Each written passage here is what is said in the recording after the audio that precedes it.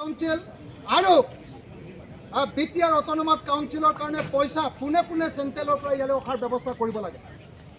আনহাতে আমি দেখিছোঁ যে এতিয়া অসম চৰকাৰে কি কৰিছে, ডিজিটেলি পইচা তুলিবলৈ লোৱাৰ কাৰণে, ডিজিটেলি টেক্স তোলাৰ কাৰণে এতিয়া ৰাজ্য চৰকাৰে টেক্স তোলোতে কি কয়, টেক্সটো এতিয়া ৰাজ্য চৰকাৰৰ ওচৰলৈ গুচি যায়। আগতে ডাইৰেক্টলি অট'নমাছ কাউন্সিলে টেক্স তুলিব পাৰিছিলে, এতিয়া ৰাজ্য চৰকাৰৰ ওচৰলৈ গুচি যায় আৰু ৰাজ্য চৰকাৰে 1 বছৰ 2 বছৰলৈকে এই যিবিলাক টেক্স উঠে সেই টেক্সবিলাক যেনেকৈ ট্ৰেন্সপৰ্ট টেক্স, যেনেকৈ ফৰেষ্ট টেক্স, এই ৰেভিনিউবিলাকৰ পইচাটো এই অট'নমাছ কাউন্সিলবিলাকক দি দিয়ে।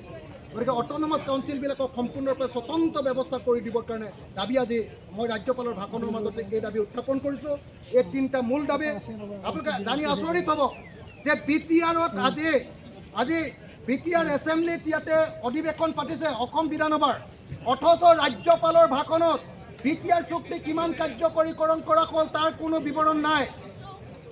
কেনেকৈ বড়োসকলক ঠগি আছে, বড়োসকলক কেনেকৈ ঠগি আছে কেন্দ্ৰীয় চৰকাৰ আৰু ৰাজ্য চৰকাৰে কেনেকৈ বড়োসকলক ঠগি আছে, আজি ৰাজ্যপালৰ ভাষণটো আপোনালোকে পঢ়িলে এই কথা জানিবলৈ পাব।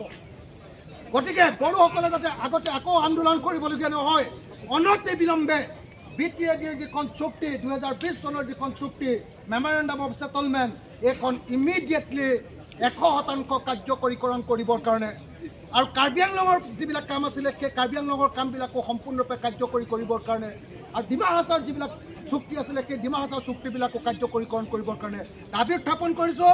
আৰু ৰাজ্যপালৰ ভাষণে আমাৰ ষষ্ঠ অনুসূচীৰ জনজাতিসকলৰ প্ৰতি আজি কোনো ধৰণৰ বক্তব্য দাঙি ধৰিব নোৱাৰা কথাটোৱে বড়োসকলক যে কেৱল এখন অধিৱেশন পাতি দেখুৱাই কেৱল যাক অকল যে পইচাৰহে অপচয় কৰিছে আৰু বড়োসকলৰ চকু কেৱল ঢাকিবলৈহে কেৱল চেষ্টা কৰিছে, বড়োসকলৰ আৰ্থ সামাজিক উন্নয়নৰ কাৰণে যে কোনো কাম কৰা নাই সেইটো স্পষ্ট প্ৰতিফলিত হৈছে।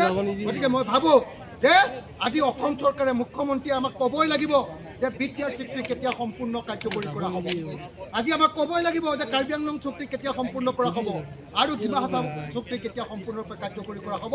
এই কথা আজি ক'বই লাগিব, কেতিয়াও চৰকাৰক এৰি দিয়া নহ'ব। ধন্যবাদ।